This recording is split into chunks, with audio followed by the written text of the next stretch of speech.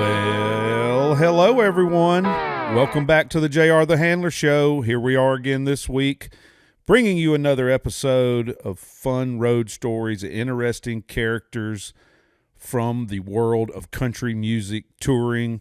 I know we discussed early in the show that this would be all types of music, and it will be, but it's leaning heavy country first, obviously. Just the way it worked out, but we'll get it more well-rounded as the shows and episodes come out and this thing gets rolling. But I hope everyone enjoyed those first episodes, the intro episode and the episode with Jeff Gossett. What a great time that was. Can't wait to have him back on the show again soon. Got another great guest today, waiting for them to jump on the Zoom machine. If I'm doing everything correctly, I think I'm recording everywhere properly.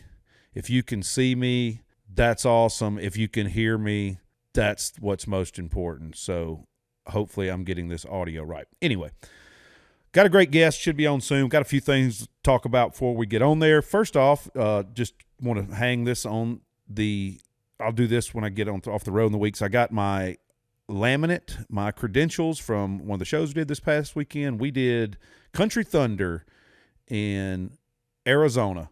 Had a blast, south of Phoenix. Great times. Played with Keith Urban, Sarah Evans. I'll get into that when I talk with my guest because I'm sure I'll tell him the story about how that all went down. Brother Dylan Carmichael, 2 nights in a row, which was awesome. So, but I'm going to hang this on my hook here with all of my laminates. We'll show some of those as time goes on as well because they are fun, and I've got a lot, and it's fun going down memory lane just for myself from time to time looking at these. So we'll add this to the collection now. New year. Oh, gosh. Well, just in time for me to get that hung up. I think, ladies and gentlemen, if I can get this to figure out, record to this computer. Don't want to miss nothing here. Our guest has arrived.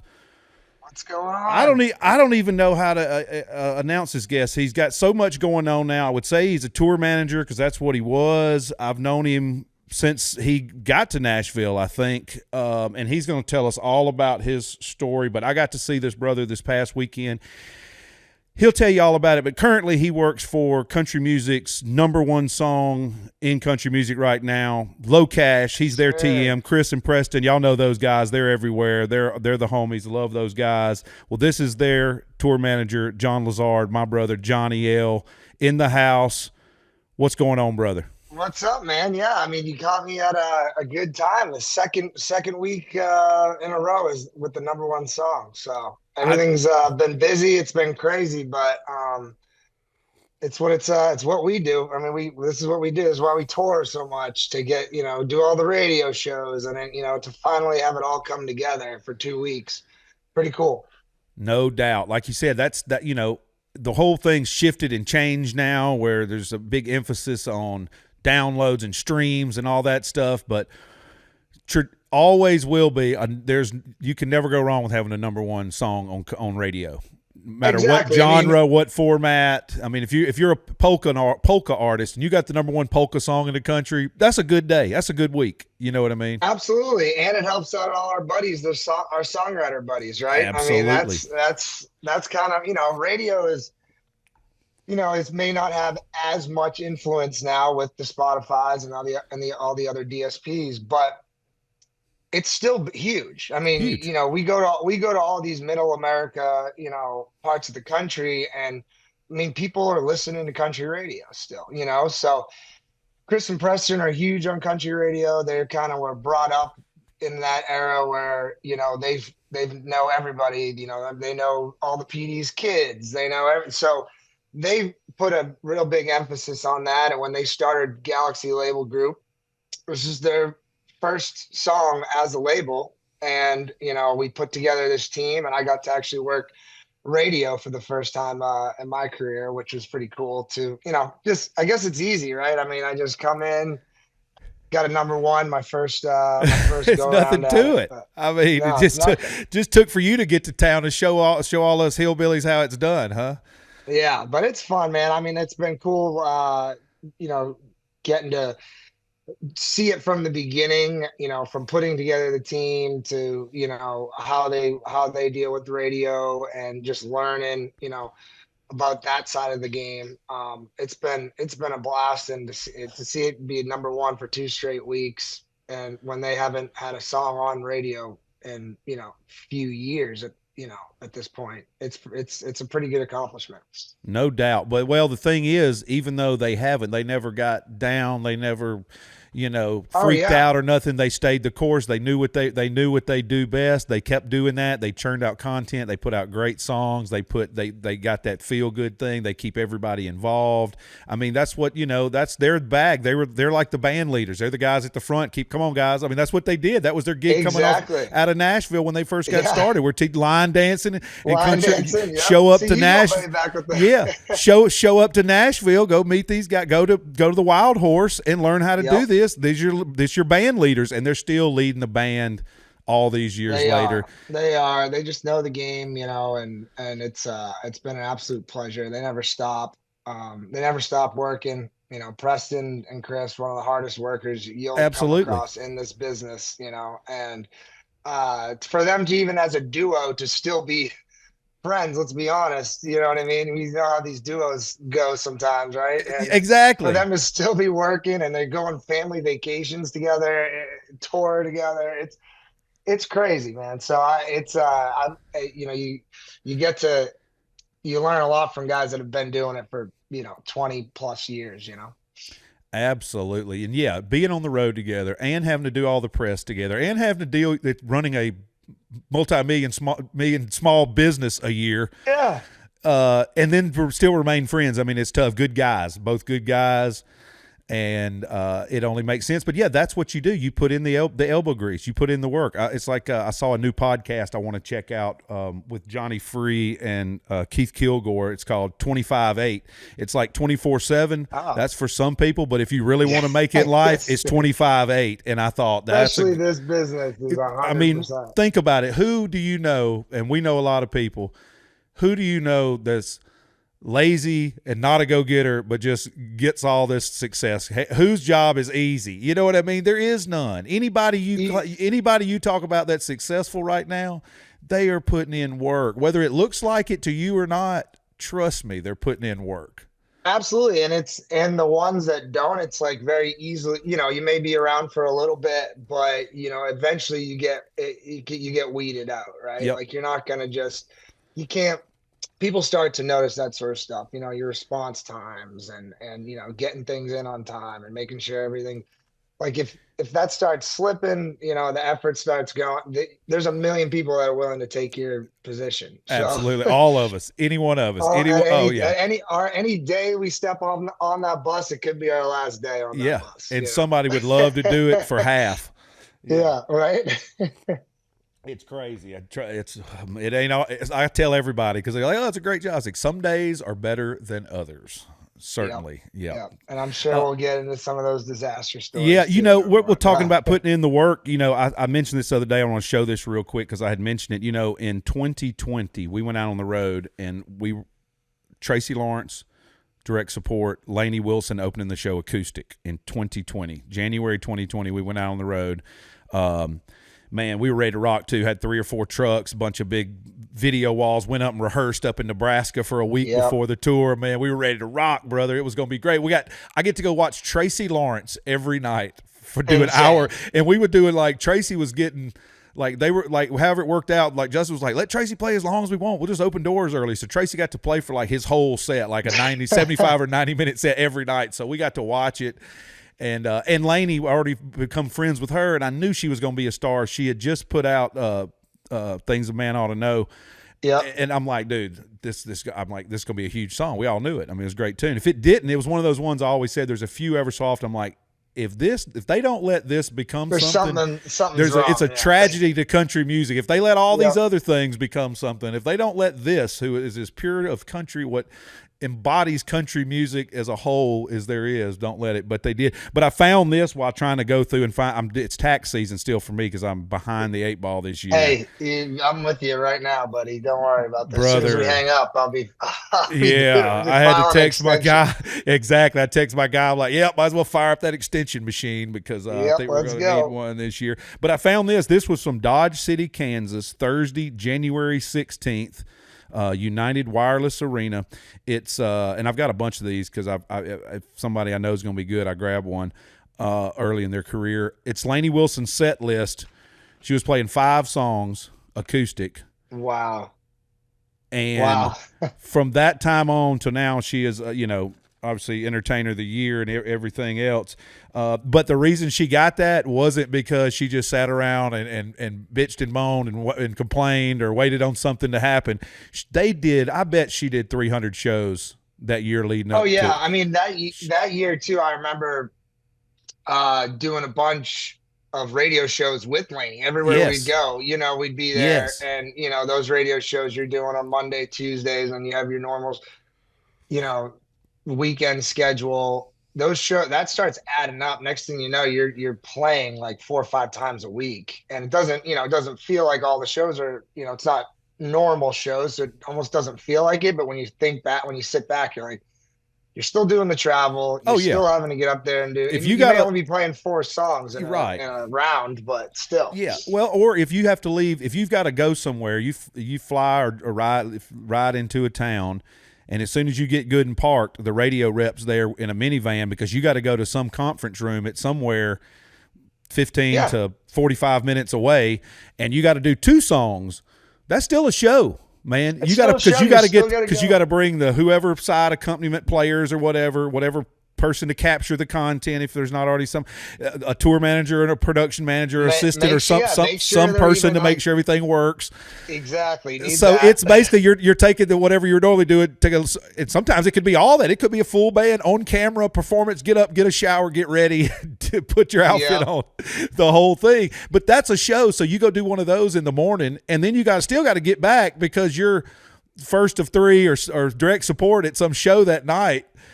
To at 8 o'clock you got to play again. So that's 2 shows in one day. You do that after a week of 3 or 4. Yeah, you're it's a lot of shows in a year. They're adding up, man. They add up, Yeah. and then not only that, you got the meet and greet at the station, and then you got the meet and greet at the venue, and you're just it's VIP meet and greets, your Yep. extra paid meet and greet through a company thing, or your fan club deal. fan club stuff. Yep. You I mean, know. winners. It's those days. You think, oh, we're here. Sometimes, occasionally you get to have the days where not much is going on, and maybe you go out and play some golf or go do Or do something, absolutely but- nothing. I or will go, do dude. nothing. We'll go to a gig, and if I know it's going to be light and I've got it worked out and it should be fine, I will literally lay in my bunk as long as I possibly can. Because when you're in the hallway, and if you can keep the doors closed and the lights off, a bunk, it is like you're in a cave. You could lay there for 2 days and not know what the temperature or weather is outside. Have no idea.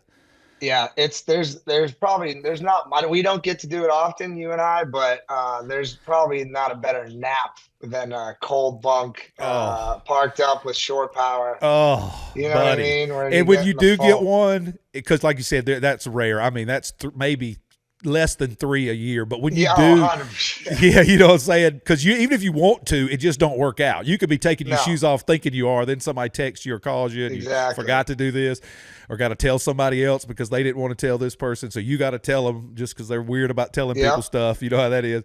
But when you do, you're so exhausted. It is just like as soon as your eyes close, you go off to these lucid dreams and nether realms and you just out, son. Yeah, I mean, well, that's what happens when you're out till up till 3 a.m. trying to get the bus out of there, and then you're up, after 8 a.m. getting the bus parked in somewhere else. You know what I mean? Exactly.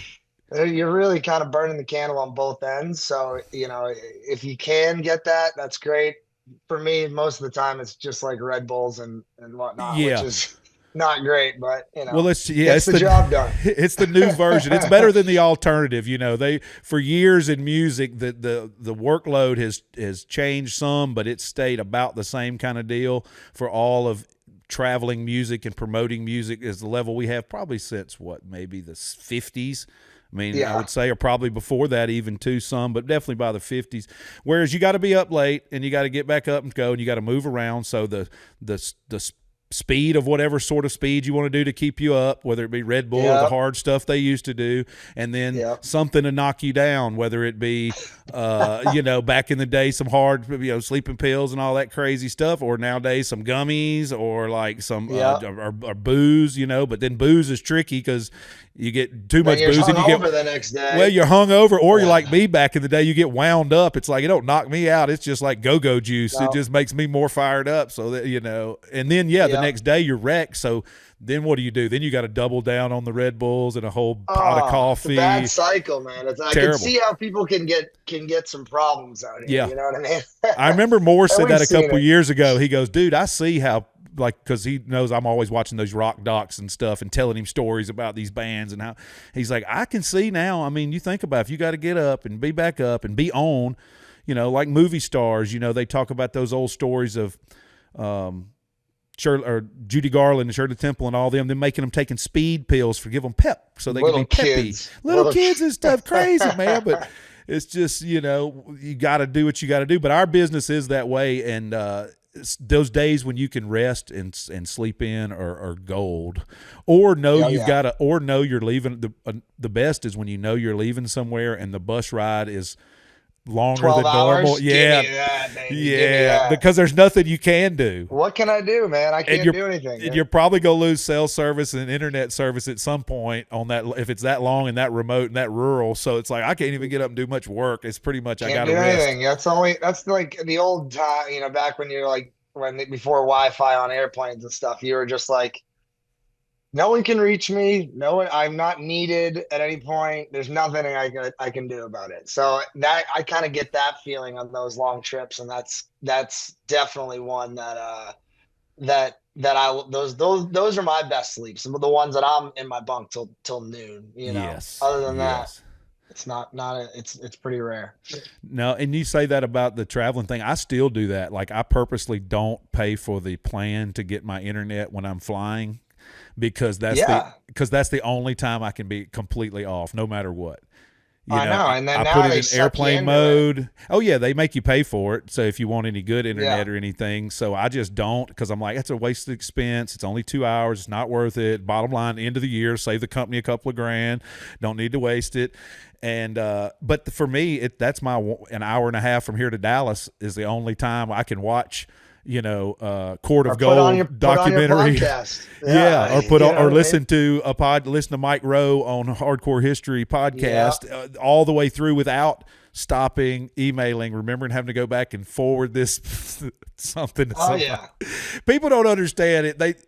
You can't explain this. That's why another reason I want to do this show, just to try to broaden everybody's perspective on how all this gets done and how many different jobs and roles and responsibilities and duties there are to make a concert happen, and an artist role in whatever you've got going on, whether it's shows or award shows or radio stuff or personal stuff. That there's a lot to it. It's not just, hey, we're going to get together Wednesday and drive to Virginia and play a show on Thursday. It is so much angles and little tentacles of other things that all intertwine. Exactly. It's like a giant spider web with like the artist just at the top, and then it just spiders off, right? And not one role is really in an artist's life. Like every role in that spider web is just as important as the other role, right? Yep. So just because you're the agent and the business management, the agent gets the shows. That's very important. You know what I mean? But the business management's the one keeping all your money right. And that's just as important. There's no role that's more important than the other when it comes to an artist's career, which is pretty cool in music. And that's what I've always loved, is just like, it's a giant team, and you're all working together. For us on the road, the best part, and I always tell people that want to just get in the business in general, it's like the best part about being on the road is you're involved in all of those things. You're involved in every one of their every one of that spider web. You're talking with the label. You're talking with the business management, settle, bringing in checks and doing road reports. You're talking with the agent. You're reporting back to them. You're making sure everything's dialed in for them. You and the management team are constantly together. You're working with the label to make sure the radio stations are taken care of. So you really get, and you're with the artist 90% of their life. So you really are kind of that guy on the road. You are the one person that really interacts with everybody. You Right. don't really think about it like, the business management is only interacting with management. They don't talk to the label. The agent doesn't talk to the label. It's you are kind of that center full where people are going to you for answers. I mean, you always have to have an answer. That's the thing. You get asked a million questions and you got to fire off some answers. Yeah, my wife hates it because I'm Yeah, like it's hard to kick out of that mode of just throwing out answers because you just have to. That's just what we're trained to do. But you're exactly. but you're right because I have to, and we have a small team. If you're with a big management company, multiple Mhm. managers, a lot of people, a lot of parts, but smaller management company with us and label and business manager, bus company, uh, Yep. uh, production manager dealing with production company to make sure all that stays intact, then booking agent. And now, yeah, I have the personal relationship with all of them because you have to, whether they need something for you or you've got to help. Like they all, like you said, it's compartmentalized where they don't all talk to each other. It all Yep. kind of funnels through the tour manager or somebody in the outfit. It's got to funnel Yeah. through. Somebody who's with the artist the most, and that's Exactly. us. Yeah. And if you, yeah, it depends on what your artist is because some artists just don't only want to talk about certain things with certain people, and Yep. you can only get answers certain times, or the way to ask the question to get an actual answer, or how to preface or give them the information they need to help make their answer. Say Exactly. we got to book a show, and it's like, I'm sure like you three are, say you and Chris and Preston are together going somewhere, and an agent hits, hey, a thing popped up, somebody's out, they want us to pop in and take their spot, we're off. And they're like, well, what's the deal? Oh man, that'd be great. And you're like, but your daughter's got this. Your Exactly. wife put on our internal calendar that you had something to do that next day. Let's see. Well, just like this past weekend, Chris said he had to fly. Y'all were taking a red eye back. We did a show together the last week in Camarillo, California. Beautiful part of Yep. California. Great weather on an airstrip.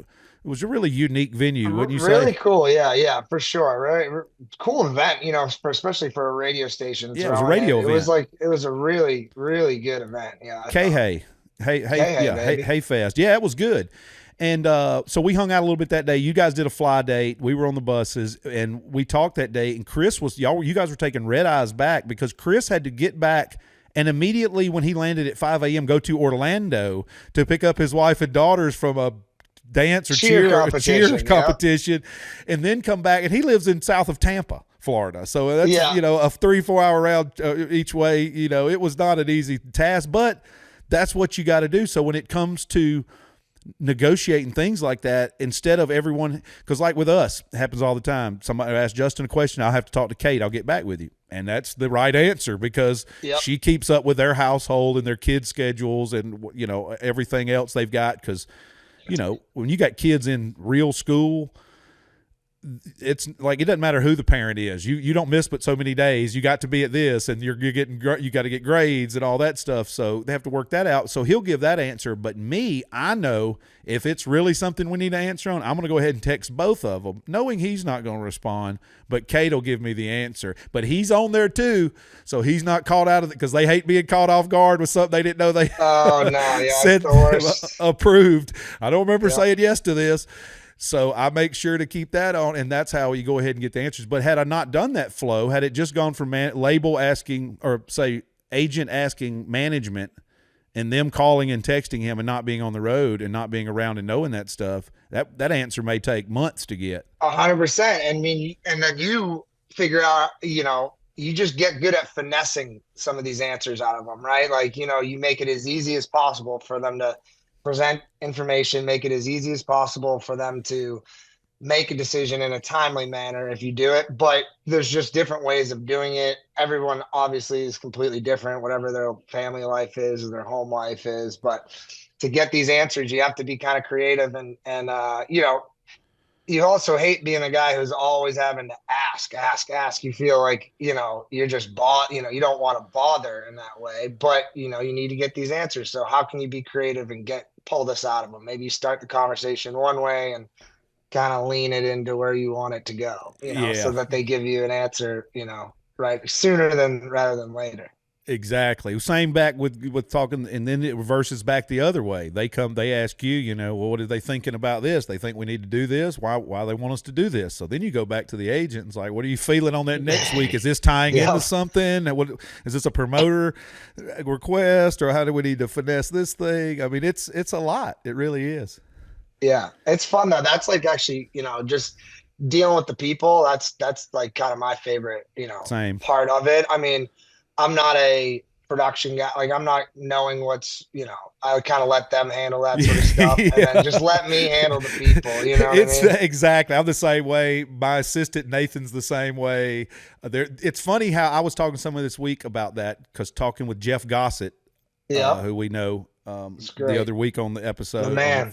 yeah, the man. The first episode I did, I had Jeff on, and his story. He came from the merch world, same as I did, and for someone who's not technically inclined, that's a good way to get in. That A or hundred something, percent. some form of assistant, because there's basically two types. There's either you know gear or you don't know gear. And Yep. like, if I'm at home and at the local bar or the Floribama or something, I know gear because I know as much as anybody there, basically, or only but a few other people. But when I'm Exactly. on the road, I do not know gear. I do not know what an XL 109 311 patched over with a block. I have to ask people what terms are still. And I've been doing this shit over 20 years, and I still have to ask, Yeah. what were looms again? You know, which one was Yeah. those? You know, Well, and what's the that, difference? and it's like you don't want to step in it too. Like all I want is like for me to answer a question completely wrong to somebody, and then we show up to the venue and we Exactly. don't get what we have, and they're like, "John, why Yeah, did you respond to that?" I'm like, "Oh, I exactly. thought that's what we had. I don't know." Exactly. That's exactly it. I'll say I'm going to defer to Jeff. Jeff Oliver's our production manager. I'll say I'm going to Yeah. defer to Jeff for this, because, and I'll even say this in an email, because I know if I answer, I'm going to mess it up, and I want to make sure Jeff gets exactly what he needs to be successful on Yeah. site that day, and I don't want to Keep mess me it up. copied. Keep me Yeah, keep copied me so I know that copied. there's conversation going on, but I will not be participating in said conversation. But I want to be there in case I need to throw in some muscle for my guy, or smooth a Exactly. situation, Yeah. or cut something off ahead of time, or use some different language that might help the situation. That's so funny. It's true. Oh, but I'm the same way, because I when I was on the road early days with, say, Southern Hauler, which became John Party, we were in a van and trailer setting up our own PA. It's simple. That's not really gear. That's like, speaker on stick stuff. I can handle. I remember those Yeah, early I can John handle Party that. days. Yeah, I can Yeah. handle that. But when we go out here with all these big stuff that we do now, I don't even have a clue. I mean, you guys have antler chandeliers on your stage. I mean, you know what I mean? I'm not touching any of that. You Right. got Even like you guys, if you do a fly date, you backline everything, and they bring all this big box truck full of shit up there. You're like, hey, I don't know how to get all this going. This is too much, too much. Yeah. I mean, the most I'll do now is, you know, I help out. I tune guitars. So I Yeah. don't play the guitar, but I'll be on the side I stage learned tuning guitars and doing exactly. handoffs. You know, I that's kind of learned what I've always had to do. I learned to tune guitars for party, and then as soon as I was not needed, I went to Justin and did not have to tune any guitars. I immediately forgot how to tune guitars because I don't play guitar. But I had to learn. I got Terry or somebody to teach me enough to learn how to tune guitars when I worked for John, just because we didn't have any other help. So 100%. And that's how it was with me with Chase for a while. I would always tune. And then we got to the point where we had, you know, we had techs and yep, a couple buses and you're growing. you had So I Opie. stopped at now we hired Opie and then I didn't have to tune another guitar. It was great. Loving Great. life. And then I come out, you know, Low Cash Boys dragged me back out onto the road and I'm back tuning. I had to relearn right away. And, you know, it's fun. I would love to sit at the show, but now your timing, getting your timing right and everything. But Yeah. Well, it's one of those things. It's like a double edge. It's like it's good to know. it It is. is. It's good to know. But Hey, again, value, baby, value. value. It's Absolutely, you all add about value. But being yeah, add value yeah, yeah. any way you can. And it's like one of those things. It's like it could help you in certain situations too, because you're like somebody's wearing you out, and it's like PD that keeps talking to you all day, and you're like, oh my god, we're like, I got to tune guitars. I can't talk to you anymore. Because Yeah, I'll just do. blow Yeah, by them with a look I'll like do you're that at a just, yeah. I'll do that at a show. I'll grab my ear during a show and be act like I got to go deal with something just because I don't want to deal with something with the fiddle radio. with your walkie. Yeah. Yeah. Well, okay, Hill. I got to get What? somewhere I can hear this. I got to. I'll be back.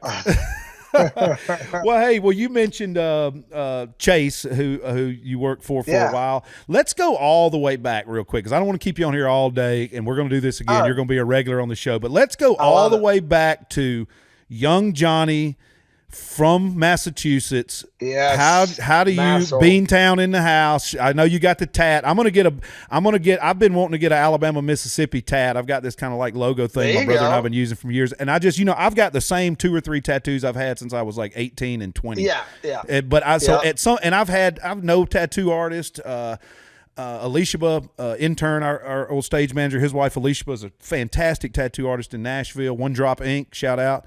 And I let him use my van one time, and she actually was going to do a tat for me for that. I just never got it done. So, but I'm going to do that, and me and you going to do the side by side from your Boston tat. I love it. and Yeah. my I get Bama the tat. mass tat. I actually Yeah. got that on I had a buddy that from Massachusetts, Boston buddy, and he's owns his own shop up there. So anytime you guys are in the Northeast, he'll come to the show or the bus. I think this one, that mass tat I got during the Dirks Bentley tour. I had him come in, ride the bus with us for 3 days, and he would just tat up everybody there. All Dirks' crew guys, band guys, our guys, and you just like a massage Yeah. setup that you would have. You have a little sign Yes. up sheet, Yes. and you'd go in there and do it. Yes. Well, that's that's what I pretty want. cool. That's what I need. Then that'll have some provenance then, because it'd be your guy. You Exactly. set me up. I'd rather your guy to do. I've been waiting on something like that. I've been waiting on kind of like a thing like that. So maybe he Yeah, can you do guys mine. can get some content Yeah. out of it. Yeah, he'll come to the shows and come. He can do it on the bus. He can do it in the green rooms, wherever. But I've had him out for probably like 3 years on the road in certain times. So it's been fun. I mean, he's tattooed, BK, Florida Georgia Line guy. Yeah. He's done the Florida Georgia Line guys. He's done, Dirks, the Chesney guys. Like, so he loves it. He gets to be in a different environment than his shop. You know what I mean? But if you ever Right. need that, Oh yeah. I got you, brother. I got Oh you. yeah. We're gonna make that happen. So, in high school, any inkling of ever moving to Nashville? No, I honestly, I was a hockey player. So like my only goal was to play college hockey. And, I was pretty good hockey player. So I knew that was a good possibility. I'm only weigh 175 pounds now, but I used to be 205, had a butt, no butt anymore. Yeah. Ass is gone. The road's taking that away from me. The stress. You rode your ass off, literally. Yeah, I did. I literally did. Yeah. But I went to after I graduated high school, no music, nothing. Didn't even think this was even a real job. Didn't even think about this. But I went to a prep school to do a postgraduate year, which means like you just go do high school again at a private school. And then New England, they have, it's the definition of like preppy. Like, you gotta wear this, you gotta wear the dress code, the suit, and they're very very expensive schools. I didn't have to, I went on a scholarship, but it's like the richest kids from all over the world. And so that from going from public school to going to like one of these prep schools and playing hockey, I started meeting people that would never in a million years meet. Like the kid across the hall from me, he is Amara, owns the New York Giants. The kid above me in the dorm rooms are, his dad, he's a Japanese kid. His dad is an exec at Sony. So you start meeting some of these people and I'm like, wow, life's a little bit more than just focusing on hockey and like, that's the goal. So there was a girl there who was signed uh, to Curb Records at like 12 years old, and she uh, was a hot thing at the time. Like she was blowing up. She had the best producers. And one of the times she came down to, she asked me, she goes, "Hey, I know you're like kind of interested in entertainment. I thought maybe like move, like, some sort of agent for sports or something like that I could possibly fall back on." And she's like, "I have a show down. Have you ever been to Nashville?" I said, "No." And she said, "Well, I have a show in, where's the track out? Johnson City Yep. with Rodney Atkins. And, you want to come down, take the bus, and we'll go do the show, and you just kind of see what this life's like." And I'm like, "All right, yeah, I'll go do that." And I got there, and I was like, "This is a job. Like people's job is this, where you just like, it was Kelly. You remember Kelly Lynn, Yeah. Jansen's wife. She was the first person to like take me around. So as soon as we got there, she was working with Kelly Lynn at the time, and we were just like, bouncing around, going and talking to the radio guys, making sure everything is good with her, and sound checks and everything. And I was like, I could I could do this. Like this is awesome. And I was obsessed with it from that moment on. I didn't even care about hockey anymore. I was like, that's what I want to do. I want to go down to Nashville. But I'd gone so far with the hockey thing, and I'm at a PG. I'm a 20-year-old senior essentially at this high school, 19-year-old senior at Yeah. this high school, and playing great hockey. I'm getting offers to go play, and I'm just like, I don't want to do it. I don't want to play 4 years somewhere and then just have a communications degree and just find some job to do. So I ended up playing. I was like, how about I play 1 year? So I went to University of Rhode Island, played a year of hockey there, and the last game of the season, I packed my bag and I was out, and I was down in Nashville like 2008, where I transferred to Belmont, and Belmont was all right. I mean, it got me to Nashville. I don't ever Yeah. claim Belmont. I don't, it didn't do anything for me other than get me Did into you not go there to? Nashville. Did you not play hockey at Belmont?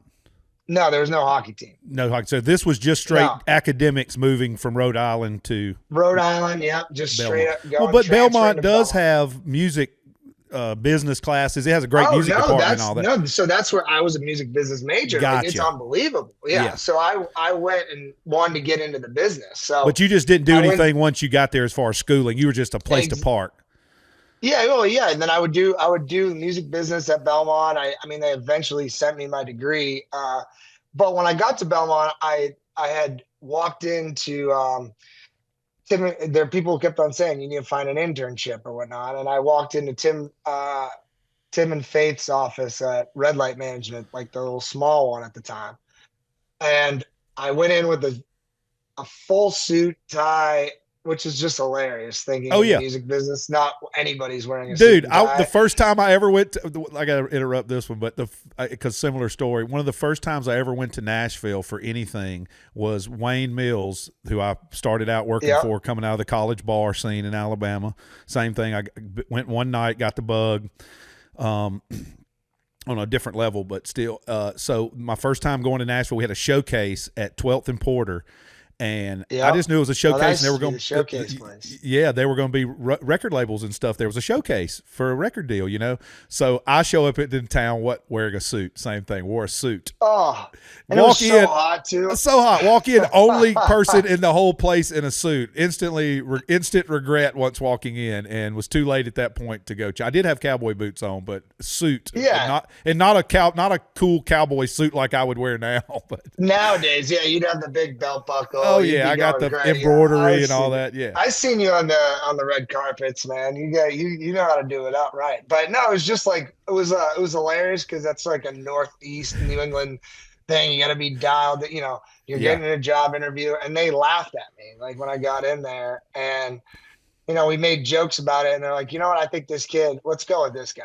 Like so. I went right away, boom, right when first couple months I was in Nashville, I was working the Tim McGraw and Faith Hill office, and and then from there, well, they'd take me out. They'd take me to parties, and I remember that one of the days they said, "Hey, do you want to go to an agency party? It's at someone's house. It's a CAA party. They're gonna have an ice luge. You're gonna have everything. I'll take you in there, walk you around." I show up with them, and the second we walk through the door, I'm 21 years old. The second they walk through the door, it's like, "All right, see you later," and it's just me, not knowing anybody in Oh yeah. Nashville, no friends, and I'm just like bopping around. And it's funny because at that party, I was watching a NASCAR race by myself. It was a night race. It was like a night Talladega race, and a dude sits down right next to me. He's like, "Who's your driver?" And I've never watched. I've never been to a NASCAR race. I didn't. I just said Jimmy Johnson. And he's like, "Oh, I used to work for Jimmy Johnson." And I was like, "Really? Oh, that's cool." And it was Chase Rice.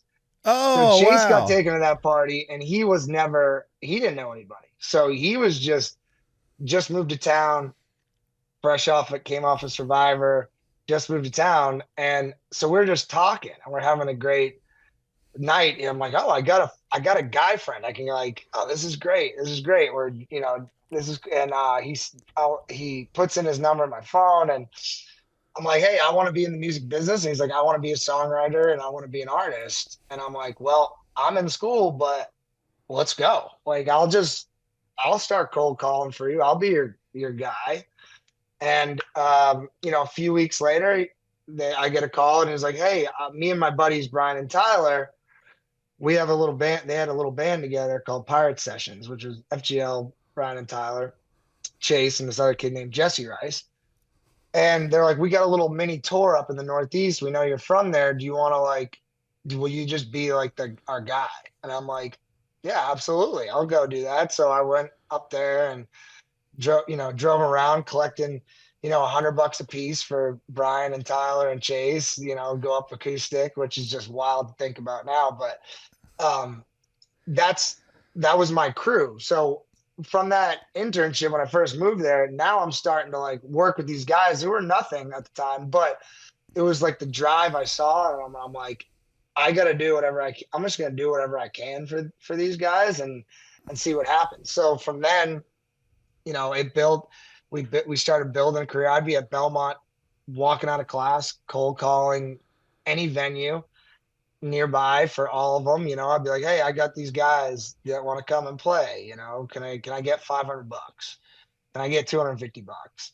And so we started building that and doing shows. And it came to a point where they came home one day. I was living with Chase and Brian at this point, and they come home and they wrote Cruise.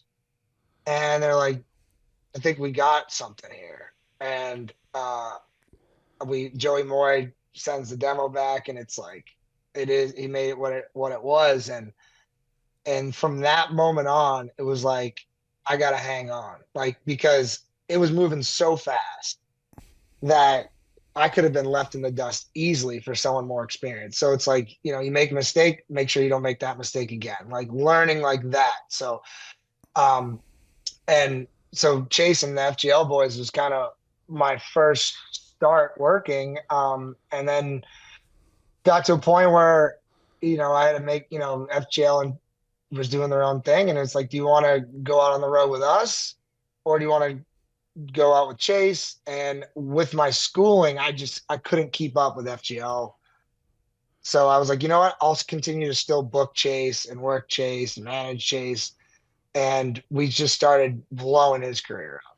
Yep. So and then so I was with him ever since until, probably 2022. But that's what I always found. The songwriters, I always got along with them. They were just songwriters at the time. I mean, the list goes on. We used to do songwriter Sundays where I would just be I was never a music guy. I was never a threat, Yeah. because I was never like, what does this guy want from us? I was Same. always, what can I do for you? Same. So they call me Boston Johnny.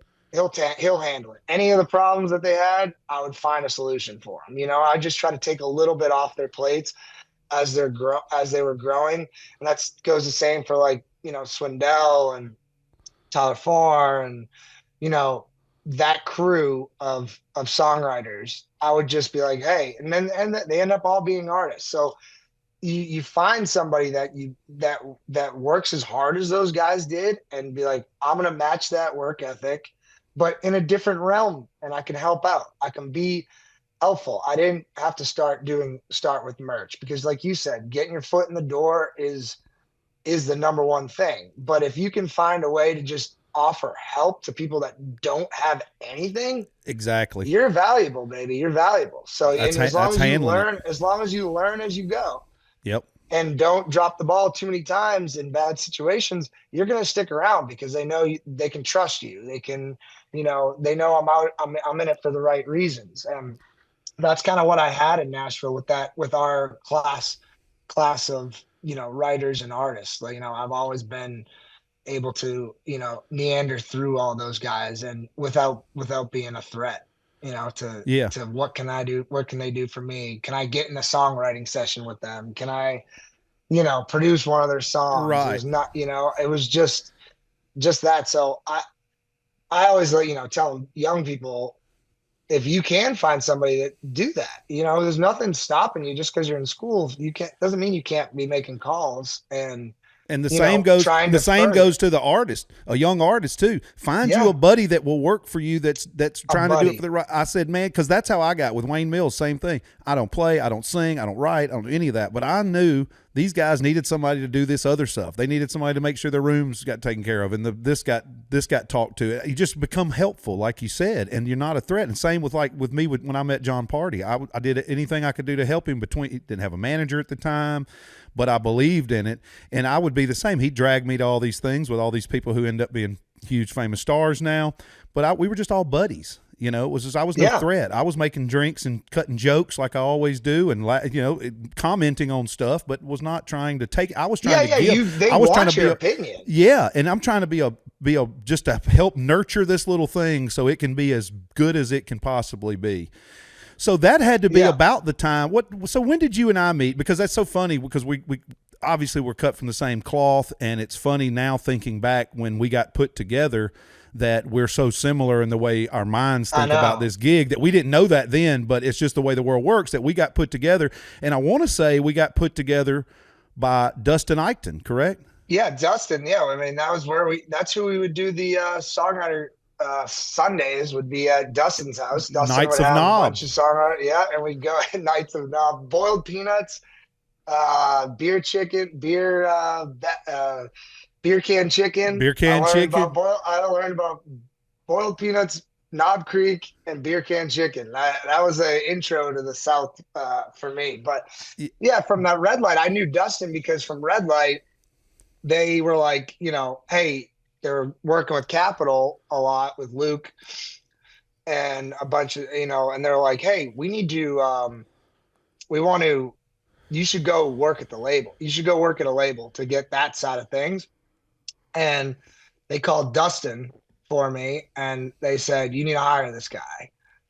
And so I went in, met Dustin for 5 minutes, and he's like, all right, you're hired. And I started working at Capital after that. So then I started working with Dustin and doing, on the marketing side of the label. And Dustin would always put me on like cool, like, hey, make an itinerary for uh Darius Rucker's Masters weekend.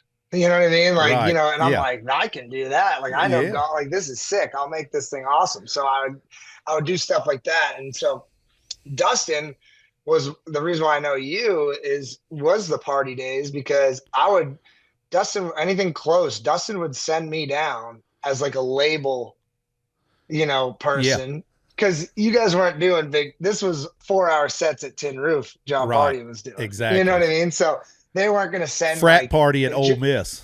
yeah, like John was the young one on the label. Like he Yep. was like the most recently signed one. So they would send me down there and, I would just have a blast with you guys. And, I was always accepted into that. And that's when I met you. I mean, me and John, I drove back from Knoxville back in my through the night because he wanted to go home. And I'm like, I don't know, man. We've been at it for a while. He's like, dude, can you get me home? I'm like, I'll get you home.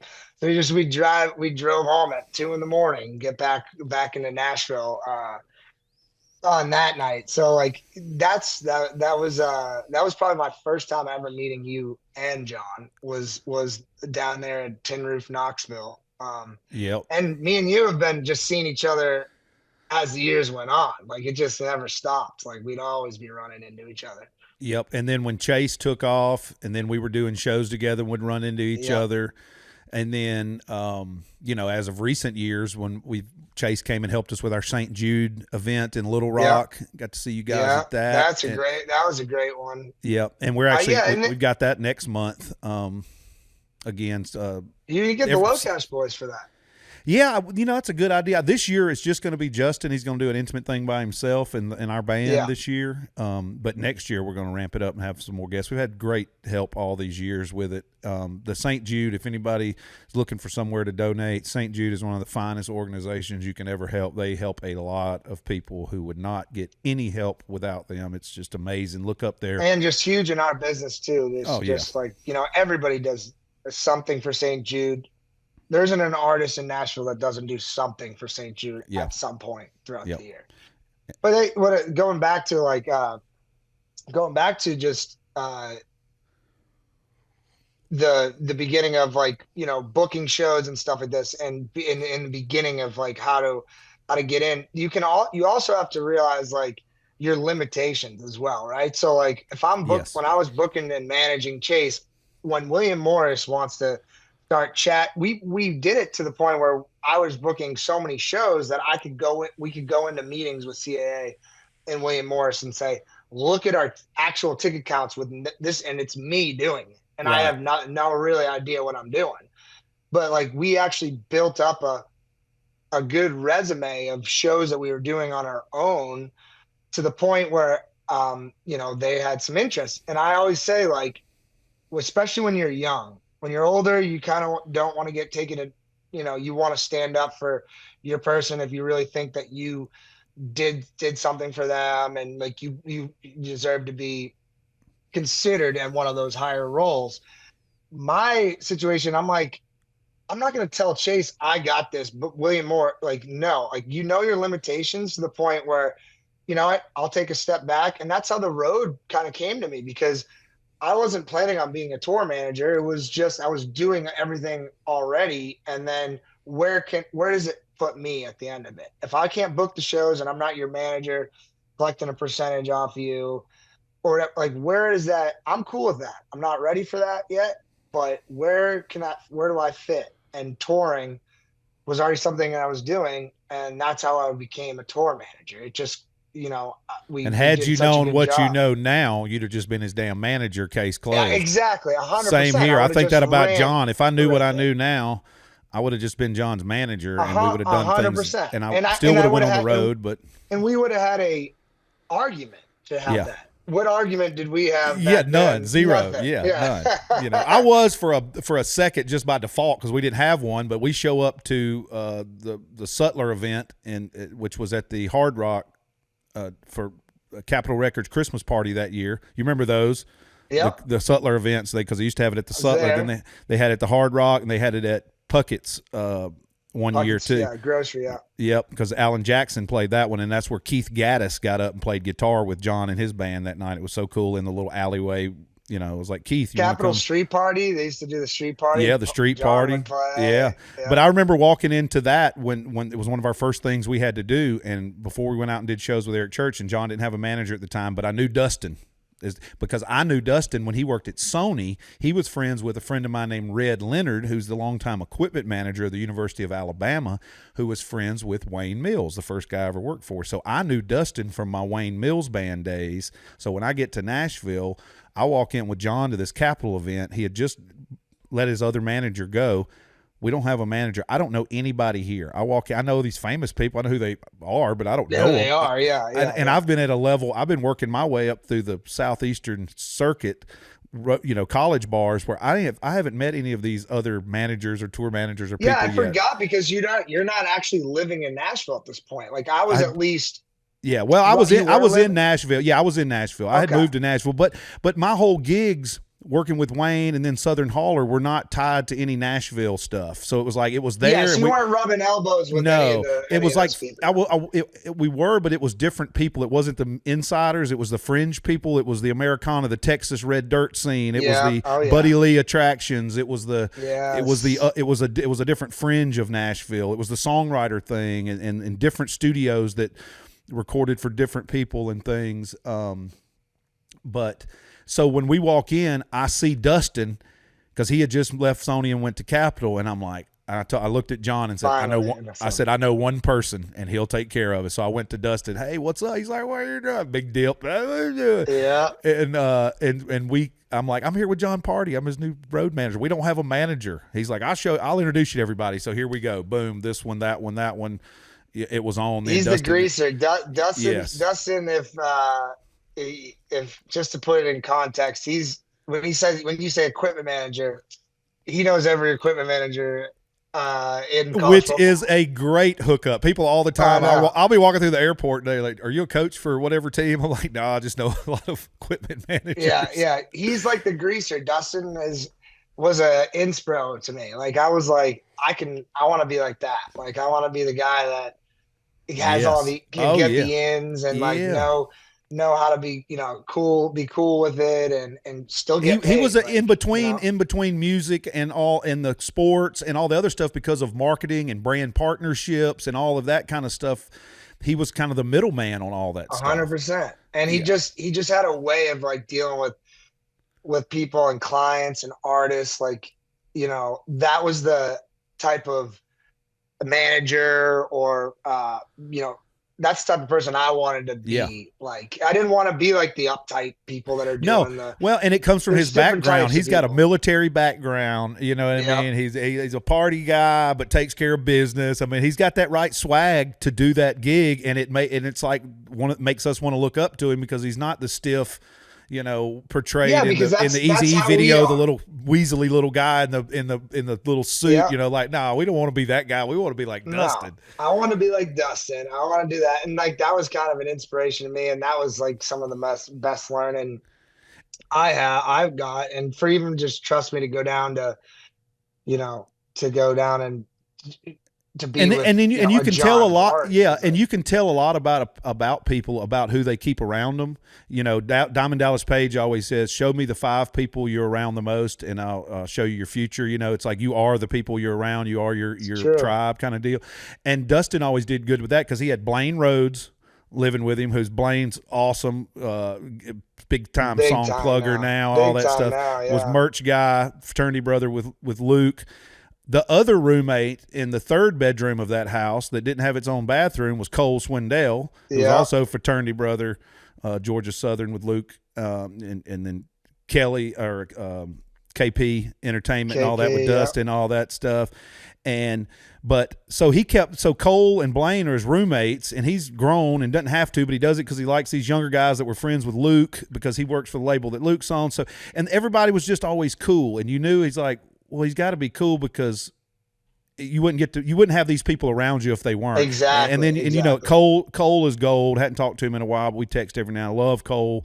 Same thing. I took him in the van the first time he ever did a show out. I took him in my van and his band down to Georgia, and that was the night he signed on stage his William Morris deal, and we did shots of Yay. Where'd you go? You probably went down to Valdosta Blue Bar or something. No, we were in Statesboro. We were Rum Runners, Statesboro. Statesboro. And then I think the next night was the capital city in Milledgeville. Milledgeville, yeah. That was where Ben Roethlisberger. That was the Roethlisberger incident plays, yes. Yeah. And that was also because that bar was owned by none other than Rocky, a.k.a. DJ Rock. Yep, back in the day. All those boys, all those Trey, boys, all them wild.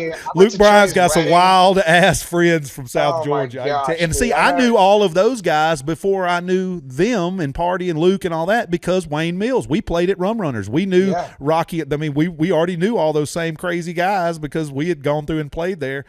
So that's hilarious. Yeah, I forgot about those guys. I haven't seen them in a minute, man. Those. I saw Rocky. I saw Rocky at Tortuga, last time we played Tortuga, he was the DJ on our stage, so we got to catch up. I think that was probably the last time I saw him would be like a Tortuga DJ situation. Yeah, because because before that it was like really only DJ Silver was really only country DJ that anybody ever took with him that I remember. And then Rock got, because there was more festivals that needed that wanted. Yeah, it was like Aldine had his own with Silver, and then Luke had Rock. You know what I mean? And that was kind of like that was like a pretty good idea, honestly. Like that really was an easy opener to keep the flow going during changeovers. Well, I tell you, a cool version of that I saw, which was one of my all-time favorites, was on the Miranda Lambert tour one year. I think it was a platinum tour. Dave Finley, in his outfit at the time, which Dave Finley, look up his videos on YouTube. Dave Finley, Texas guy, boy, has got a fantastic voice. But they had an outfit called Jukebox Junkies, I think is what it was, for a minute. And what they would do is they would set them up in the middle of the stage, or the middle of the floor, like out in front of house, and in between sets they would play. But it was basically playing like kick-ass covers, so it was kind of like a DJ, but it was a real band. Yeah, that's actually cooler. It was really cool, and it was a smaller. I think it was like 3 or 4 piece, but it was just really cool what they did. And he could do the whole human beatbox thing, and they just had a really cool vibe and sound. But I thought that was a cool version of having the DJ, which nothing wrong with the DJ if that's what you want. Well, I think the DJ was like, because country music was kind of changing around that time, like where it was getting more poppy, and the DJs could mix these songs into other pop songs. And everybody was wanting those 90s songs remixed for line dancing and thing and stuff. And if you hear Luke Bryant tell it on, I think it was Joe Rogan last time, he nails it when people talk about it. I'm from the South. I'm from Alabama and grew up in the 90s.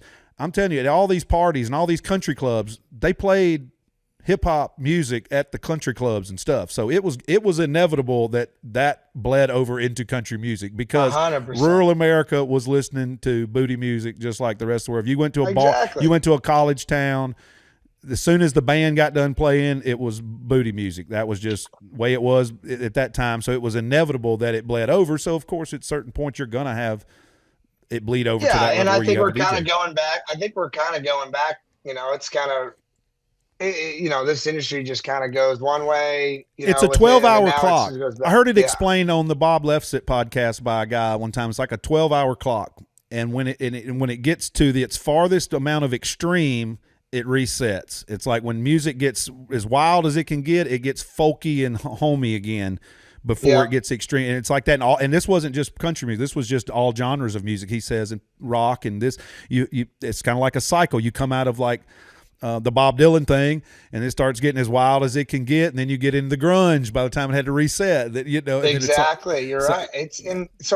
People were always surprised, and it's just like, no, I mean, this is how and I always feel a little like protective over it, because I came up with Chase and FGL and FGL you've had to defend your resume since day one. 100%. Well, I've been defending bro country. I'm like, guys, they're just making like hits. Like, they look at it like it's bro. They don't think they're bro country.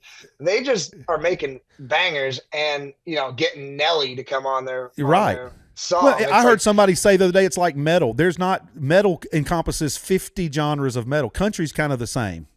And throughout history, they've called different eras of country different things for a reason: neoclassical, traditional, bluegrass folk style, bro country, whatever you want. The southern rock country, like the Hank Jr. thing, the rocking country, which everybody freaked out when they had all this. They freaked out when Hank Jr.'s brought drums to the Opry. Hank Sr. So it's all of these, and like you say, you've had to defend it because. People will say this, I played the show with Keith Urban this past weekend. That's a rock show, but it's country. If you say it's country, that's fine. I don't care. I see that country fans loved it. I don't care. I'm the same way. But to me, would I say that's stone cold country? Keith Urban's? No, it's more of a pop rock guitar driven thing with melodies, but it's country ladled, and it's country. It just is what it is. Yeah. And it's just good. Like, it's just good. I always cared if it was just good. If it was bad, I'd be like, this is terrible crap. Get it off the radio. Well, and even if we don't personally like it, that doesn't give. We're not the sole defender of what everyone else gets to listen to. I use Luke Bryan as an example all the time. anybody who knows me, you can probably tell this 45-year-old country jazz aficionado, Southern rock guy is probably not got a stack of Luke Bryant records on standby at all times. I'm probably not just rocking Luke all the time. That's my bro. I've known him since day one. I'm glad he employs 30 of my friends year round to have jobs. I'm glad thousands of people show up and see him. I'm glad kids wear boots and jeans because they want to go to a Luke Bryant concert.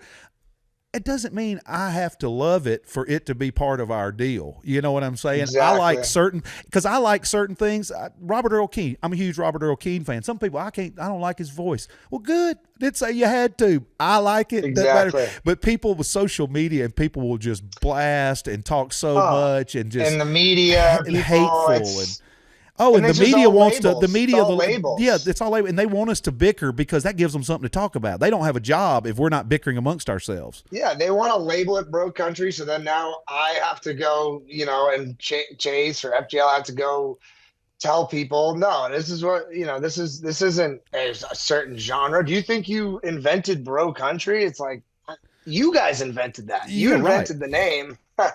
And if I had to say bro country, I would say Colt Ford probably invented it. If you really, if you wanted to something about, because he incorporated the rap at a high level. I mean, but it was inevitable. It was good, and I do listen to Colt Ford records. For the record, I love Colt Ford records. I'll bang those Colt Ford. Those Colt Ford records were dude. Me and JM listening to Riding Through the Country with Colt and John Michael Montgomery, dude. That is such a banger, man. I don't care what anyone says. That's what I'm saying. So that's why I don't like the labels. Like, I don't like putting labels on any music now. I mean, now even there's trying to do it, with like Zach Top and all these guys. It's like, this is the new type of, this is back to like 90s kind of. It's like, why? Let's learn our lesson. Yeah, and right before 90s country, what did we have? Just like I was talking about that 12-hour cycle. You had these big Barbara Mandrell, all these big string stuff, and then boom, then you got to go back to, you got to have Randy Travis, the Judds, acoustic. Yep. It's just the and then by the end of that, you had the beginning of the 90s and the end of the 90s were two different things. You know what I'm saying? Yes, exactly. Same with every and we just act genre. surprised like that it's happening again. It's like, guys, this is what happens with life, where we are in the world, everything. People hated Kenny Rogers when he went country. People didn't like Conway Twitty because Conway Twitty was a pop star before he was a country star. People didn't like that, and he went on to say, he went on to hold the record of most number ones till Straight took it over. Oh shoot, I didn't even know that. Yeah, Conway Twitty. Straight. How many is that? He had Straight's got like 52, 60 or is it 60 now? 50. I think Conway had 52. I think is what it was, or something like that. Yeah. And he started off his career as Harold Lloyd Jenkins, the pop singer with the little tight pants and all that, and the pompadour. Yeah. Never wore out. I'm sure he's happy for that decision, that little decision. Oh yeah, he had to go to Korea, and then by the time he came back, the whole scene of that kind of music had waned. The Elvis thing was kind of dying, or kind of changing. So when he got back, he did the country thing, changed his name on the way from Conway, Arkansas to Twitty, Texas. Tour manager said, "Let's change that. That sounds like a good name." Harold Lloyd Jenkins becomes sweet. Conway Twitty. True story. I did not know that backstory. Yeah, that's interesting. Yep. I didn't know he was. I didn't know he was back then. Well, and Kenny Rogers, like I said, I said, what condition? My condition was. He was a big, miles high. I mean, it's a big trippy, 70s like psychedelic, bass playing dude with the tinted glasses, Yeah. And then next, he's the gambler. We just remember he's the gambler. You know what I mean? God, that's funny. Yeah, But so it happens. But it doesn't matter what you do, you're going to have to defend it. If you're a huge star, if you're on your way up, it just never ends. The criticism never ends. And that's why it's you have to put the work in and be a certain person to make it. I say making it in music when you say, well, somebody sounds good or somebody can sing good. And I'm like, I'm sure they can. I bet in most every Baptist church in the South, there's someone who can sing as well as anyone singing on any award show. But the difference in doing it as a profession is kind of like there's probably a great basketball player in every major city in America that could play a game in the NBA. Yeah, you go to Rucker Park, you could pull one of those guys. He could play one game in the NBA. 100%. But can he play 82 games a year for 5 years? No. He gets weeded out. it takes a different something to get there. So and people want to dog people if someone, they don't sing that great. Well, maybe the singing's not there. Maybe they're more of an entertainer, or they don't dance very good. Well, maybe they're not a dancer. Maybe they're just a vocalist. I mean, and there's nothing wrong with just being that. Now, is it awesome back in the day when you had, the guys and gals back in the day who had to do it all, that had to be able to dance, sing, act, do all of that, the Rat Pack days and the vaudeville and then on up through, probably the 70s. Yeah. I mean, people could do a lot of different things. You had to be able to do theater and this and that and sing. Was that awesome? Yes, but it's not everybody, and it doesn't mean you're less of an artist, because in the end of the day, it's art. It's not a sport. It's not a competition. It's art. These people create something. Whether you embrace it or take it in or want to own it or show it off or enjoy it, that's up to you. Doesn't mean they need to change what they're making for you. It's their art. Exactly. They have to live. I've heard Justin say this 1,000 times. At the end of my career, I have to live with these songs. So when someone's pushing him to put a certain song out, he's like, that's just not me. That's just not, I don't sound like something I would do. And then this one comes on, he's like, yeah, that's kind of rocky and I like that. I could do that. Not really but I could do. So, but he'll make, because he's got to live with them. When no one else is making these decisions at the time or around, he's got to live with it, Yeah. And you, all it takes is, one bad A&R meeting, and you put out something that you don't want to do, but you're maybe newly signed and don't really know as much as what what you want, as you don't even really know yourself as an artist at that point. And you go with the flow, and then that's a regret. And you're like, all right, that's not happening again. It happened to me. I'm not going to do that again. I'm not going to just release something because someone tells me this is where, what, I'm going to make sure I feel okay with it, because it's something that's true to me, Yeah, absolutely. Well, man, I know you've got a ton of stuff to do today, so I want to start trying to wrap this up here shortly. No, absolutely, man. This has been so much fun. As much as I want to talk all day, now I can't find how to find you on my viewer here. Let's see where you are. Zoom. Where's your picture? There you are. I do want to say, I started send us some questions and comments or anything you'd like about this show, either on my Insta at JR the Handler or Twitter, same thing, or jrthehandler.com. You can find all the links to everything there. Or 424 Handler, you can leave me a voicemail. 424 Handler. Leave us some questions, because when John comes back on the show next time, we're gonna answer some of these questions and go deeper into stuff. That would be sweet. Yeah, exactly. And that's just gonna spark stories like crazy. That's what. Yeah, because that's what we need. We're just getting into this. We're just getting into these, and we want to have more. So I got the text line set up, 424 Handler, and I put it out the other day, and I got my first voicemail. I got a couple now, but I got my first one, and it's a doozy. Yes. So I want to play it now, and I hope everyone can hear it. I'm going to play it now, and just to let y'all know, it actually works, and we'll play them on the show if they're good. But you can send questions and comments there, and if you got any for John and for today's show. We need to come up with a segment name for this. Yeah, I want to do. I was thought about like Road Report, Yeah, that's what Road Reports. That's unbelievable, bro. Because I've got hanging out with songwriters. I got to do my Road Report right now after I'm done with this call. I do too. I've got I got to take it. I've got it done and emailed. I've just got to go put checks and receipts in the mailbox. The Road Report, and that's what's good about us doing these with people on the road like us. We can do them early in the week when we're doing our normal, which is something else I'll mention real quick before I play this voicemail, but. Which we've gotten so used to. If you've done this as long as we have, I can't stand having to go do things when normal people have to do things. I love having my Mondays and Tuesdays to go to the bank, grocery store, post office. Nobody's there. Everybody else has got their thing. It's free, I'm just so used to that. All right. That's so good, bro. It is. Well, I'm going to play this voicemail, and let's see if everybody can hear it, just to let y'all know it works. Hey, JR, the Handler. I don't know who the hell you got on your podcast, but I want to tell you I can't wait to hear that sumbitch. This is Jake Worthington. Hope you're doing good, amigo. Bye. So that was our official. He's got to be from Alabama. That's Jake Worthington, country singer Jake Worthington. Jake Worthington. That's Jake Worthington. I couldn't catch the name. I couldn't catch the name in the beginning. I had to turn it up in there, but that's hilarious. So I put that out, and the first voicemail I get is Jake Worthington, who is out on tour with Riley Green and Ella Langley right now, my old buddies from Alabama. Love Jake. Huge fan of him. He is so good. He's another one like Zach Top and some of those that are bringing that more neo he's great. Classical sound back to country music. He's a Texas artist. Y'all check out Jake Worthington. He had Joey Moy just produced his first record last year. Wow, Joey Moy doing the Texas artist. I love it. Well, he's Nashville now. He was from Texas. He was on American Idol, I think it was.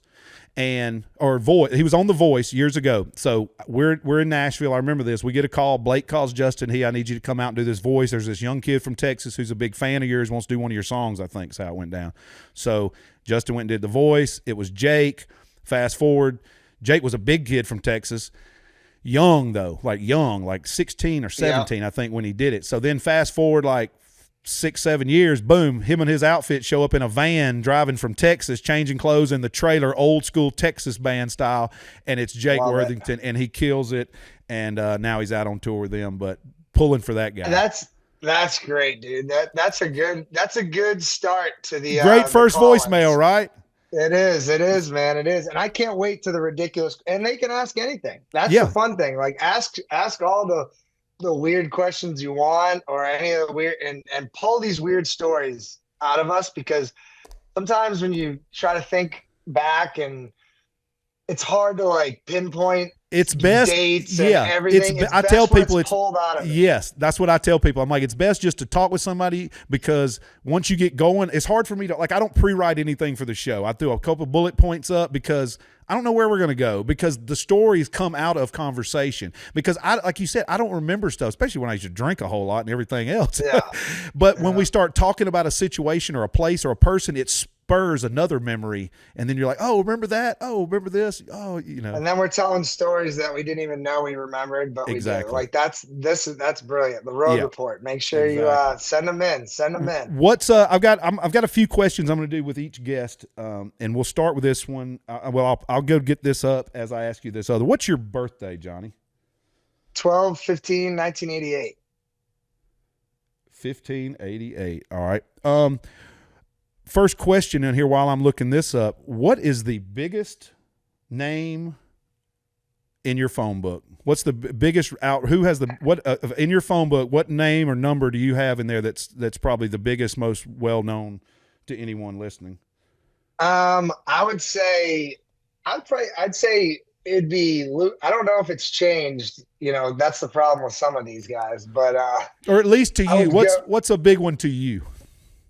To me, like I'm a sports guy, so I get a lot of that. I get a lot of the athletes. Like I know, for instance, I was just talking with, because he got traded for my Bruins, but Brad Marchand, he's the captain of the Bruins team, won a Stanley Cup. Dude, that's big. There you go. You got the captain of your team. It's captain. Exactly. You got your team's captain, professional ball team's captain. That's a huge number. I mean, and 2 days ago, Urban Meyer called me, and we were chatting about, because we're going to do a show down in Florida, and I've known him since the Ohio State days. I would be going there and and hanging out with him, and he was just calling me to congratulate the number one. Wow. And I was like, Urban Meyer is calling my phone to congratulate me on that. So I'm more on the athlete side, which I would think is big, because the country guys, like, they're just buddies, right? That's what I always say. It's I'm like, because I've got some of those too, and I'm always like, well, the one I talk to, and I think is but like the biggest problem, like I've got a governor's number, or two, which is crazy. Dude, I have Christy Nome. Nome, I've done a couple shows for her, and she's we still keep in touch. But I think for me though, it's like you said, because I'm a big wrestling fan. Anybody knows of classic wrestling, like DDP, Diamond Dallas Page, like we're legit friends. We text on the reg. Like having DDP's number, and especially being able to text him and him text me back instantly, or whenever he gets a chance, for me is huge. I've got him, and I've got Stone Cold and like Kurt Angle, and I'm like, to me, for me, the wrestling, and I'm just like, it's great that I've got, whoever's, but the wrestling guys is still, as a little kid, and I'm like, I got their number. I got And Jake the that brings Snake's it, number. Jake the Snakes. No, I mean that goes full circle to what we were saying about, you know, not being a threat. Like you provide something for them. Yep. How many times have you hooked up those wrestling guys with shows, right? Whenever, Or whatever I like can do, whatever you want. Doesn't whatever have you to even need. be. It's me. Someone wants to go to Justin Moore's show. I'm like, hey, I'm calling Exactly. you, and we Exactly. making it happen. We're making it happen. And so you provide that service, as you will, like where money can't buy, or your agent can't go in there and know the ins and outs. And so it's the same thing. We're not threatening to Yep. Jake the And I'm not gonna hit them up about something that's silly or ridiculous, or you know, they're not We're gonna. not threatening. And if I do call them late at night, or you know, I know it's going to be because they'll get a kick out of it. You know how to play the field. You know how to read the room. It's reading the room. You know, you got to read the room. Number one rule in the biz is read the room. And number two, be flexible. I always say you got to be flexible because shit's going to change all the time. I mean, once you think something's set in stone, pivot. Here we go.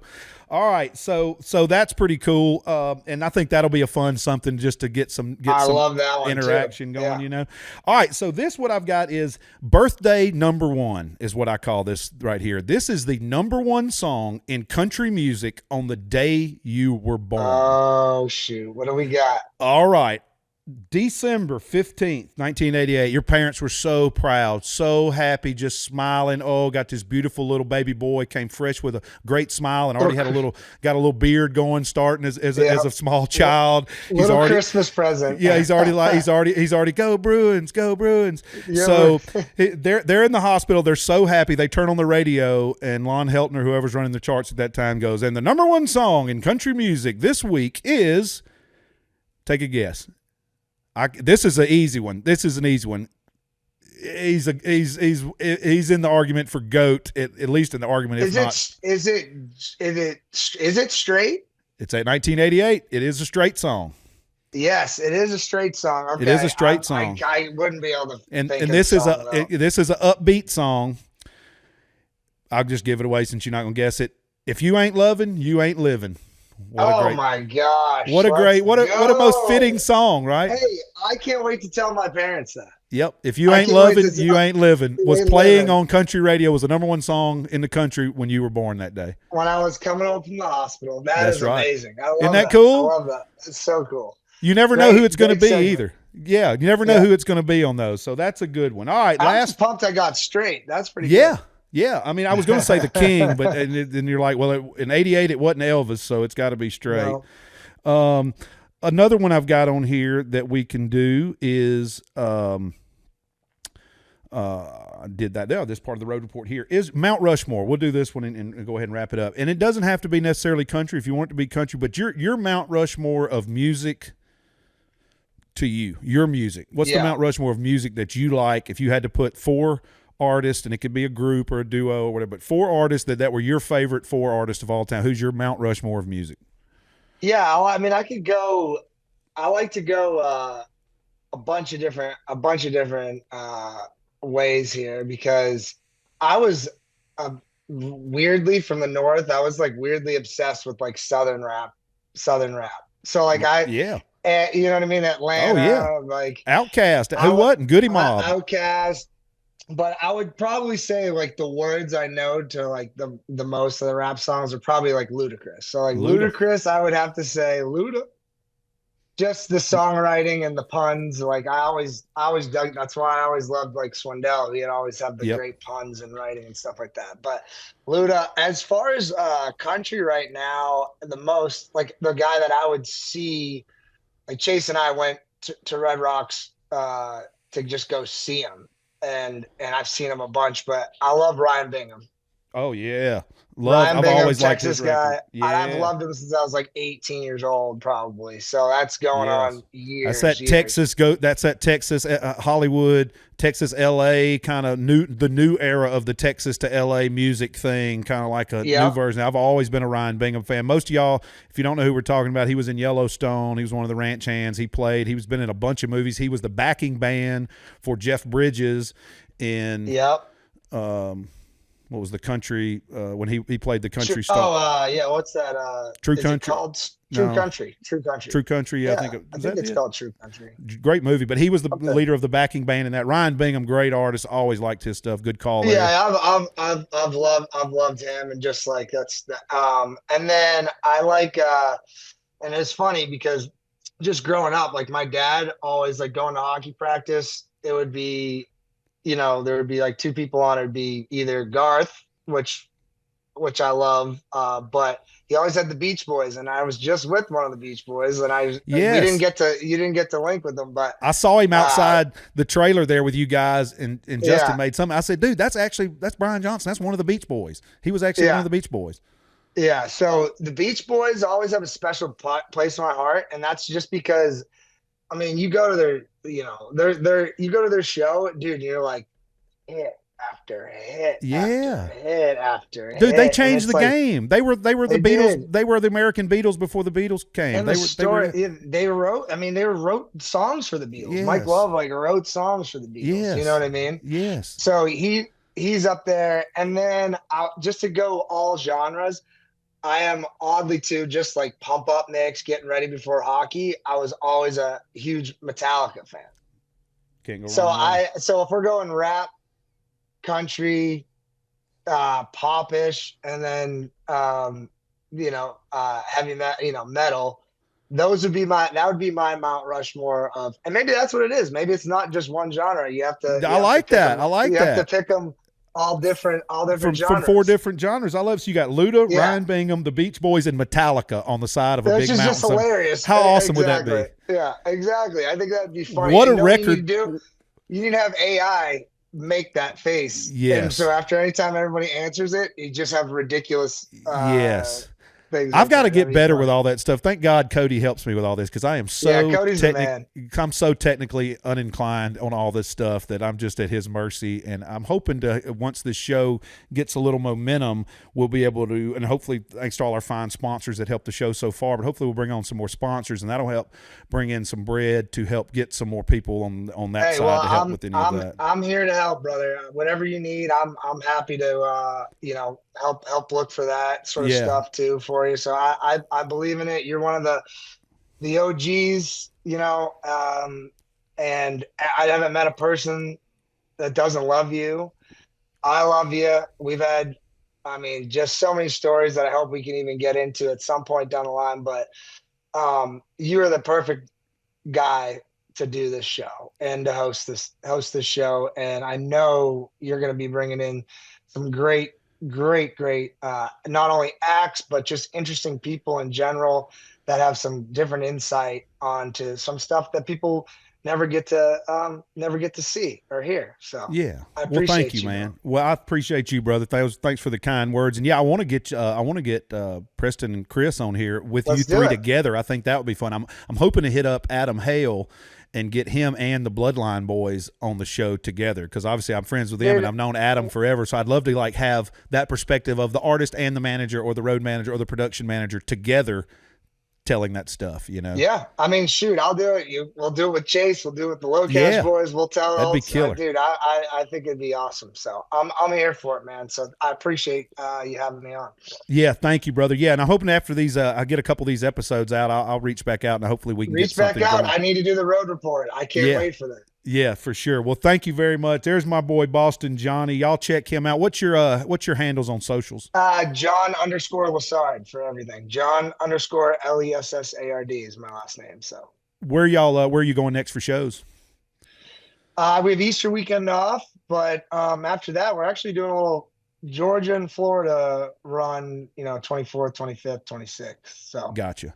and then Key West for the Songwriters Festival, where it all began. Nice. Oh, I haven't got to do that one yet. I've been there for it one time, but I've never got to go do it. I'm hoping we Yeah. get that on the radar the next I couple haven't of been years. back to that since probably since I was 22 years old. Wow. With all those guys that we were just talking Yeah. about. But yeah, That's awesome. Full So, circle. We're actually playing full Talladega. circle. We're playing Talladega later this month, at the end of the month. Same thing for me. I've been going. I went there and slept in the car. Went there with a pool behind. Went there on a camper. Played the infield with Wayne opening. been direct support, and now we're going with Justin. We're going to headline Talladega Wow. thing. So it's kind of like a full circle I thing there. mean, Talladega, that full circle for Justin, he's just gonna kill. He'll kill there. Yeah, I'm pumped. Well, we'll talk again soon. Be safe out on the All road. right, Y'all brother. go to Low Cash's website. Go see them at a show. Go give Boston Johnny some love at the show. Wave say to what's it. up. Yeah, say what's up. Get a picture. Send it to the show. We'll make sure to tag you all that fun stuff. I'm happy to do that. That'd be awesome. Let's do it. Well, you're the man. I love you, buddy. Safe travels. We'll talk soon. Love you too, bro. Later.